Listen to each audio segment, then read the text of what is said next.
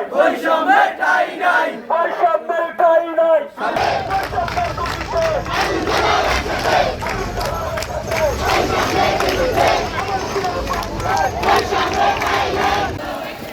আগরতলা একসাথে, এই আপোষটা সংগ্রাম।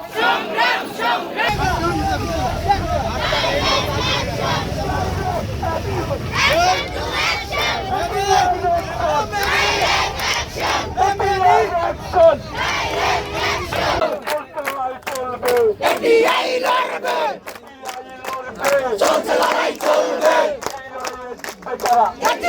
শিক্ষার্থীরা এই লড়াইয়ে জিতবে তারা।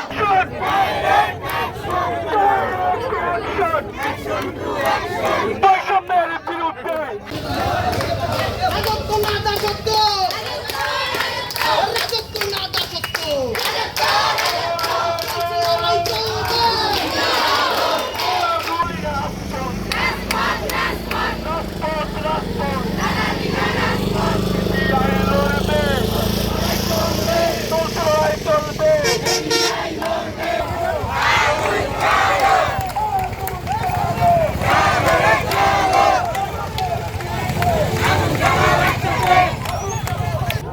আমাদের এই 8 দফা দাবি যতদিন পর্যন্ত মেনে নেওয়া না হবে ততদিন পর্যন্ত আমাদের আন্দোলন চলমান অবস্থায় থাকবে। আমাদের ন্যায্য অধিকার ফিরিয়ে দিন।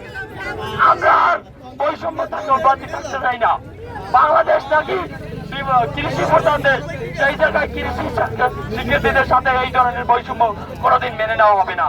আমাদের প্রথম দাবি ডিপ্লোমা কৃষি বিদ্যুৎ পাবলিক কৃষি বিশ্ববিদ্যালয় উচ্চ শিক্ষা গ্রহণের সুযোগ দিতে হবে। সরকারি কৃষি কর্মকর্তাকে দ্বিতীয় শ্রেণীর কর্মচারী হিসাবে গেজেট প্রজ্ঞাপন করে জারি করতে হবে এবং প্রতি বছর নিয়োগের ধারাবাহিকতা রাখতে হবে।